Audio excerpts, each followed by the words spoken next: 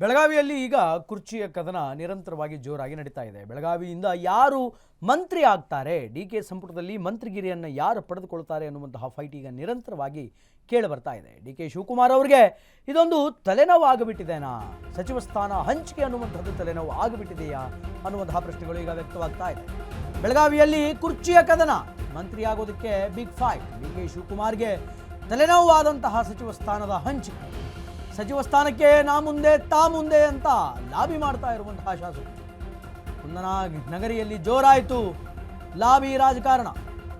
ಕುಂದಾನಗರಿ ಬೆಳಗಾವಿಯಲ್ಲಿ ಈಗ ದೊಡ್ಡ ಲಾಬಿ ನಡೀತಾ ಇದೆ. ಹೈಕಮಾಂಡ್ಗೆ ತಲೆನೋವಾದಂತಹ ಬೆಳಗಾವಿಯ ಈ ರಾಜಕಾರಣ. ಲಿಂಗಾಯತ ಮುಸ್ಲಿಂ ಶಾಸಕರಿಂದ ಸಚಿವ ಸ್ಥಾನಕ್ಕೆ ಲಾಬಿ. ಡಿಕೆ ಸಂಪುಟದಲ್ಲಿ ಈಗಾಗಲೇ ಇದ್ದಾರೆ ಬೆಳಗಾವಿಯ ಸಾಹುಕಾರ ಸತೀಶ್ ಜಾರಕಿಹೊಳಿ ಈಗಾಗಲೇ ಸಂಪುಟದಲ್ಲಿದ್ದಾರೆ. ಡಿಕೆ ಸಂಪುಟದಲ್ಲಿ ಈಗಾಗಲೇ ಬೆಳಗಾವಿಯ ಸಾಹುಕಾರರು ಸಚಿವ ಸ್ಥಾನದಲ್ಲಿದ್ದಾರೆ. 2 ಸ್ಥಾನಗಳ ಪೈಕಿ ಲಕ್ಷ್ಮೀ ಹೆಬ್ಬಾಳ್ಕರ್ಗೆ ಚಾನ್ಸ್ ಬಹುತೇಕ ಫಿಕ್ಸ್ ಆಗುತ್ತೆ. ಉಳಿದಂತಹ 1 ಸ್ಥಾನಕ್ಕೆ ಯಾರು ಬರ್ತಾರೆ, that is the suspense thing. ಅದೇ ಈಗ ದೊಡ್ಡ ಸಸ್ಪೆನ್ಸ್ ಆಗಿದೆ. 1 ಮಂತ್ರಿ ಸ್ಥಾನಕ್ಕೆ 7 ಜನ ಶಾಸಕರು ಸಖತ್ತಾಗಿ ಈಗ ಲಾಬಿಯನ್ನು ಮಾಡ್ತಾ ಇದ್ದಾರೆ. ಮುಂಚೂಣಿಯಲ್ಲಿ ಅಥಣಿ ಶಾಸಕ ಮಾಜಿ DCM ಲಕ್ಷ್ಮಣ ಸವದಿ. ಬೆಳಗಾವಿ ಜಿಲ್ಲೆಯಲ್ಲಿ ಈಗ ಯಾರಿಗೆ ದಕ್ಕಲಿದೆ ಮಂತ್ರಿಗಿರಿ ಅನ್ನುವಂತಹ ಪ್ರಶ್ನೆ ಈಗ ದೊಡ್ಡ ಪ್ರಮಾಣದಲ್ಲಿ ವ್ಯಕ್ತವಾಗ್ತಾ ಇದೆ. ಬೆಳಗಾವಿಯಲ್ಲಿ ದೊಡ್ಡ ಕುರ್ಚಿಯ ಕದನ ನಡೀತಾ ಇದೆ. ಮಂತ್ರಿ ಆಗೋದಕ್ಕೆ ನಿರಂತರವಾದಂತಹ ಫೈಟ್ ಆಗ್ತಾ ಇದೆ. ಡಿಕೆ ಶಿವಕುಮಾರ್ಗೆ ಈ ಒಂದು ಮಂತ್ರಿಗಿರಿಯ ಹಂಚಿಕೆ ಅನ್ನುವಂತಹದ್ದು ದೊಡ್ಡ ತಲೆನೋವಾಗಿದೆ. ಪ್ರತಿಯೊಬ್ಬರು ಕೂಡ ನಾ ಮುಂದು ತಾ ಮುಂದು ಅಂತ ಹೇಳಿ ಮಂತ್ರಿಗಿರಿಗೆ ಕದನವನ್ನು ನಡೆಸ್ತಾ ಇದ್ದಾರೆ. ಇನ್ನು ಯಾರಿದ್ದಾರೆ ಮುಂಚೂಣಿಯಲ್ಲಿ ಅನ್ನುವಂಥದ್ದನ್ನು ನೋಡ್ಕೊಂಬರೋಣ. ಕುಂದಾನಗರಿಯ ಕುರ್ಚಿಯ ಕದನದಲ್ಲಿ ಗಣೇಶ್ ಹುಕ್ಕೇರಿ ಚಿಕ್ಕೋಡಿಯಿಂದ, ಲಕ್ಷ್ಮೀ ಹೆಬ್ಬಾಳ್ಕರ್ ಬೆಳಗಾವಿ ಗ್ರಾಮೀಣ, ಹಿಂದೆ ಕೂಡ ಮಂತ್ರಿಯಾಗಿ ಕಾರ್ಯವನ್ನು ನಿರ್ವಹಿಸಿದ್ರು ಲಕ್ಷ್ಮೀ ಹೆಬ್ಬಾಳ್ಕರ್. ಆಸಿಫ್ ಸೇಠ್ ಉತ್ತರ ಬೆಳಗಾವಿಯಿಂದ ಆಸಿಫ್ ಸೇಠ್ ಇದ್ದಾರೆ. ಅದರ ಜೊತೆಗೆ ಅಶೋಕ್ ಪಟ್ಟಣ್ ರಾಮದುರ್ಗದಿಂದ ಅಶೋಕ್ ಪಟ್ಟಣ್ ಅವರಿದ್ದಾರೆ ಮಂತ್ರಿಗಿರಿಗೆ ಆಕಾಂಕ್ಷಿಯಾಗಿ. ಮಹಂತೇಶ್ ಕೌಜಲಗಿ ಬೈಲಹೊಲಗಲಿನ ಶಾಸಕರು. ಏನೋ ಲಕ್ಷ್ಮಣ್ ಸವದಿ ಮಾಜಿ DCM ಆಗಿರ್ತಕ್ಕಂಥವರು ಲಕ್ಷ್ಮಣ್ ಸವದಿ ಅವರು ಕೂಡ ರೇಸಲ್ಲಿದ್ದಾರೆ. ರಾಜು ಕಾಗೆ ಶಾಸಕರು ಕಾಗವಾಡ ವಿಧಾನಸಭಾ ಕ್ಷೇತ್ರದಿಂದ ರಾಜು ಕಾಗೆ ಮಂತ್ರಿ ಆಗ್ತಾರಾ ನೋಡಬೇಕು. ಗಣೇಶ್ ಹುಕ್ಕೇರಿ ಚಿಕ್ಕೋಡಿಯಿಂದ, ಹೀಗೆ ಒಬ್ಬರಲ್ಲ ಇಬ್ಬರಲ್ಲ 7 ಜನರು ಒಂದು ಸಚಿವ ಸ್ಥಾನಕ್ಕಾಗಿ ಲಾಬಿಯನ್ನು ನಡೆಸ್ತಾ ಇದ್ದಾರೆ. ಈಗಾಗಲೇ ಡಿಕೆ ಶಿವಕುಮಾರ್ ಅವರ ಸಂಪುಟದಲ್ಲಿ ಸತೀಶ್ ಜಾರಕಿಹೊಳಿಯವರು ಮಂತ್ರಿಯಾಗಿ ಕಾರ್ಯವನ್ನು ನಿರ್ವಹಿಸ್ತಾ ಇದ್ದಾರೆ. ಯಾವತ್ತು ಡಿಕೆ ಶಿವಕುಮಾರ್ ಅವರು ಪ್ರಮಾಣ ವಚನವನ್ನು ಸ್ವೀಕಾರ ಮಾಡಿದರೋ ಅವತ್ತೇ ಸತೀಶ್ ಜಾರಕಿಹೊಳಿ ಕೂಡ ಡಿಕೆ ಶಿವಕುಮಾರ್ ಅವರ ಜೊತೆಗೆ ಪ್ರಮಾಣ ವಚನವನ್ನು ಸ್ವೀಕಾರ ಮಾಡಿದರು. ಈಗ ಸತೀಶ್ ಜಾರಕಿಹೊಳಿ ಅವರನ್ನು ಹೊರತುಪಡಿಸಿ ಮತ್ಯಾರು ಮಂತ್ರಿ ಆಗ್ತಾರೆ ಅಂತಂದರೆ ಲೇಡಿ ಕೋಟಾದಲ್ಲಿ ಇಫ್ ಸಪೋಸ್ ಕೌಂಟ್ ಮಾಡ್ಕೊಳ್ಳೋದೇ ಆದರೆ ಲಕ್ಷ್ಮೀ ಹೆಬ್ಬಾಳ್ಕರ್ ಅವರನ್ನು ಕೌಂಟಿಗೆ ಇಟ್ಕೊಳ್ಳೋಣ. ಹಾಗೆ ಲಕ್ಷ್ಮೀ ಹೆಬ್ಬಾಳ್ಕರ್ ಅವರು ಮಂತ್ರಿ ಸ್ಥಾನವನ್ನು ಪಡೆದುಕೊಂಡ್ರೆ ಇನ್ನೊಂದು ಸ್ಥಾನ ಯಾರಿಗೆ ಹೋಗುತ್ತೆ?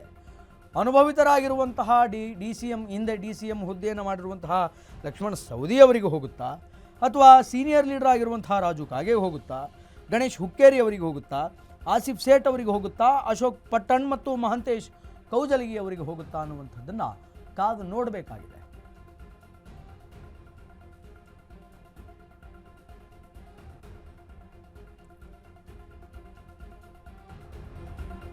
ಹೀಗೆ 1 ಸ್ಥಾನಕ್ಕೆ 1 ಮಂತ್ರಿಗಿರಿಗೆ 7 ಜನರು ನಿರಂತರವಾಗಿ ಪೈಪೋಟಿಯನ್ನು ಮಾಡ್ತಾ ಇದ್ದಾರೆ.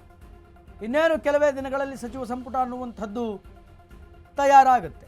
ಆಗ ಯಾರ್ಯಾರಿಗೆ ಮಂತ್ರಿಗಿರಿ ಅನ್ನುವಂಥದ್ದು ಒಲಿದು ಬರುತ್ತೆ ಅನ್ನುವಂಥದ್ದನ್ನು ಕಾದು ನೋಡಬೇಕಾಗಿದೆ. ಹೋಗಿ ದೆಹಲಿಯಲ್ಲಿ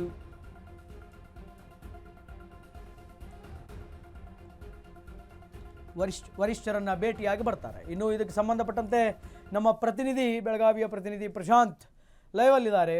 ಪ್ರಶಾಂತ್, ಏನು ಹೇಳ್ತೀರಿ ಬೆಳಗಾವಿಯ ಈ ಕುರ್ಚಿಯ ಕದನಕ್ಕೆ? ಯಾರಿಗೆ ಸಿಗಲಿದೆ ಮಂತ್ರಿಯ ಗಿರಿ? ಡಿಕೆ ಶಿವಕುಮಾರ್ ಅವರು ಮುಖ್ಯಮಂತ್ರಿಗಳಾಗಿ ಈಗ 1 ತಿಂಗಳ ಪೂರೈಸಿರುವಂಥದ್ದು. ಇದೀಗ ಅವರು ಮುಂದೆ ಇರುವಂತಹ ಬಹುದೊಡ್ಡ ಸವಾಲು ಅಂತಂದರೆ ಸಚಿವ ಸಂಪುಟ ವಿಸ್ತರಣೆ. ಯಾರಿಗೆ ಯಾವ ಕ್ಷೇತ್ರದಿಂದ ಕೊಡಬೇಕು, ಯಾವ ರೀತಿಯಾಗಿ ಕೊಡಬೇಕಂತೇಳಿ ಅವರಿಗೆ ಗೊಂದಲಕ್ಕೆ ಸಹ ಇಡುವಂಥದ್ದು. ಇದೀಗ ಬೆಳಗಾವಿ ಇಡೀ ಕರ್ನಾಟಕದಲ್ಲಿ ದೊಡ್ಡ ಜಿಲ್ಲೆಯಾಗಿರುವಂಥ ರಾಜಕೀಯ ದಿಕ್ಸೂಚಿಯಾಗಿ ಸಹ ಇಲ್ಲಿ ಬೆಳಗಾವಿ ಗುರುತಿಸಿಕೊಂಡಿರುವಂಥದ್ದು. ಬೆಳಗಾವಿ ಜಿಲ್ಲೆಯಲ್ಲಿ ಈಗ ಅಥಣಿ ಮತಕ್ಷೇತ್ರದಿಂದ ಶಾಸಕ ಲಕ್ಷ್ಮಣ ಸವದಿ ಅವರು ಸಚಿವ ಸ್ಥಾನಕ್ಕಾಗಿ ಲಾಬಿಯನ್ನು ಸಹ ನಡೆಸ್ತಿರುವಂಥದ್ದು. ಈ ಹಿಂದೆ ಬಿಜೆಪಿಯಲ್ಲಿ DCM ಸ್ಥಾನವನ್ನು ಇಲ್ಲಿ ಅನುಭವಿಸಿರುವಂಥದ್ದು. ಇದರ ಜೊತೆಗೆ ವಿವಿಧ ಸಚಿವ ಸ್ಥಾನವನ್ನು ಸಹ ಇಲ್ಲಿ ಖಾತೆಯನ್ನು ನಿಭಾಯಿಸಿರುವಂತಹ ಅನುಭವ ಸಹ ಅತನಿ ಶಾಸಕ ಲಕ್ಷ್ಮಣ ಸವದಿಗೆ ಇರುವುದರಿಂದ ನಮಗೂ ಸಹ ಸಚಿವ ಸ್ಥಾನ ಕೂಡಿ ಅಂತ ಹೇಳಿದಾಗ ಲಕ್ಷ್ಮಣ ಸವದಿ ಅವರು ಒಂದು ಕಡೆ ಲಾಬಿಯನ್ನು ನಡೆಸ್ತಾ ಇರುವಂಥದ್ದು. ಇದರ ಜೊತೆಗೆ ಮತ್ತೊಂದೆಡೆ ಮಹಿಳಾ ಕೋಟಾದಲ್ಲಿ ಬೆಳಗಾವಿ ಗ್ರಾಮೀಣ ಮತಕ್ಷೇತ್ರದ ಶಾಸಕಿಯಾಗಿರುವಂತಹ ಲಕ್ಷ್ಮೀ ಹೆಬ್ಬಾಳ್ಕರ್ ಅವರು ನಮಗೂ ಸಹ ಸಚಿವ ಸ್ಥಾನವನ್ನು ನೀಡಿ, ಈ ಹಿಂದೆ ನನಗೆ ಸಚಿವ ಸ್ಥಾನವನ್ನು ನೀಡಿದ್ರಿ ಮಹಿಳಾ ಮತ್ತು ಕುಟುಂಬ ಕಲ್ಯಾಣ ಇಲಾಖೆ, ಅದನ್ನು ನಾನು ನಿಭಾಯಿಸಿದ್ದೇನೆ, ಇದೀಗ ಮತ್ತೊಂದು ಸಲ ಅವಕಾಶವನ್ನು ಕೂಡಿ ಅಂತೇಳಿ ಅವರು ಸಹ ಒಂದು ಕಡೆ ಲಾಬಿಯನ್ನು ನಡೆಸ್ತಾ ಇರುವಂಥದ್ದು. ಇದರ ಜೊತೆಗೆ ಕಾಗವಾಡ ವಿಧಾನಸಭಾ ಮತಕ್ಷೇತ್ರದಿಂದ ಶಾಸಕ ರಾಜು ಕಾಗೆ, ಚಿಕ್ಕೋಡಿ ಸದಗಲಗದಿಂದ ಗಣೇಶ್ ಹುಕ್ಕೇರಿ ಮತ್ತು ರಾಮದುರ್ಗದಿಂದ ಅಶೋಕ್ ಪಟ್ಟಣ ಮತ್ತು ಬಯಲುಗಲ್ಲಿನ ಮಹಾಂತೇಶ್ ಕೌಲಿಗಿ ಅವರು ಇದೀಗ ಒಂದು ಸಚಿವ ಸ್ಥಾನಕ್ಕಾಗಿ ಲಾಬಿಯನ್ನು ಸಹ ನಡೆಸ್ತಾ ಇರುವಂಥದ್ದು. ಅವರು ಸಹ ಕಾಗವಾಡ ಮತಕ್ಷೇತ್ರದಿಂದ ಈಗ ಹಿರಿಯ ಶಾಸಕರಾಗಿರುವಂಥದ್ದು. ಇದರ ಜೊತೆಗೆ ವಿವಿಧ ಮತಕ್ಷೇತ್ರದ ಶಾಸಕರು ಸಹ 5 ರಿಂದ 6 ಬಾರಿ ಶಾಸಕರಾಗಿ ಆಯ್ಕೆಯಾಗಿದ್ದಾರೆ. ಇಲ್ಲಿ ತನಕ ಅವರಿಗೆ ಸಚಿವ ಸ್ಥಾನ ಸಿಕ್ಕಿಲ್ಲ, ಹೀಗಾಗಿ ಅವರು ಸಹ ನಿರಾಶೆಯನ್ನು ಹೊಂದಿರುವಂಥದ್ದು. ಇದರ ಜೊತೆಗೆ ಮತ್ತೊಂದು ಏನಂತಂದರೆ ಬೆಳಗಾವಿಯಲ್ಲಿ ಇಲ್ಲಿ ಲಿಂಗಾಯತ ಕೋಟ ಮತ್ತು ಮುಸ್ಲಿಂ ಕಡೆ ಇರುವಂತೆ ಬೆಳಗಾವಿಯ ಗ್ರಾಮೀಣ ಮತಕ್ಷೇತ್ರದಿಂದ ಲಕ್ಷ್ಮೀ ಹೆಬ್ಬಾಳ್ಕರ್ ಒಂದು ಕಡೆ ಆದರೆ ಬೆಳಗಾವಿಯ ಉತ್ತರ ಮತಕ್ಷೇತ್ರದಿಂದ ಆಸಿಫ್ ಸೇಠ್ ಏನಿದ್ದಾರೆ ಅವರು ಸಹ ಸಚಿವ ಸ್ಥಾನಕ್ಕಾಗಿ ಲಾಬಿಯನ್ನು ಸಹ ಇಲ್ಲಿ ನಡೆಸ್ತಾ ಇರುವಂಥದ್ದು. ಇದಕ್ಕೆ ಸಂಬಂಧಿಸಿದಂತೆ ಈಗಾಗಲೇ ತಮ್ಮ ಹೇಳಿಕೆಗಳನ್ನು ಸಹ ನೀಡಿರುವಂಥದ್ದು, ಆಕಾಂಕ್ಷೆಗಳಿದೆ ಅಂತೇಳಿ ತಮ್ಮ ಇಚ್ಛೆಯನ್ನು ಸಹ ಇಲ್ಲಿ ವ್ಯಕ್ತಪಡಿಸಿರುವಂಥದ್ದು. ಮುಂಬರುವ ದಿನಗಳಲ್ಲಿ ತಂದರೆ ಇದೇ ಜುಲೈ ತಿಂಗಳ ಅಂತ್ಯದ ಒಳಗಾಗಿಯೇ ಬಹುತೇಕವಾಗಿ ಸಚಿವ ಸಂಪುಟ ವಿಸ್ತರಣೆ ಆಗುವುದು ಫಿಕ್ಸ್ ಆಗಿರುವಂಥದ್ದು. ಇಲ್ಲಿ ಹೈಕಮಾಂಡ್ ಮತ್ತು DK ಶಿವಕುಮಾರ್ ಅವರು ಯಾರಿಗೆ ಸಚಿವ ಸ್ಥಾನವನ್ನು ಕೊಡ್ತಾರೆ ಅಂತೇಳಿ ಇಲ್ಲಿ ಕಾದು ನೋಡಬೇಕಾಗಿರೋದು ಒಂದು ಕಡೆ. ಆದರೆ ಈಗಾಗಲೇ ಬೆಳಗಾವಿಯಲ್ಲಿ ಒಂದು ಸಚಿವ ಸ್ಥಾನ ಇಲ್ಲಿ ದೊರಕಿರುವಂಥದ್ದು.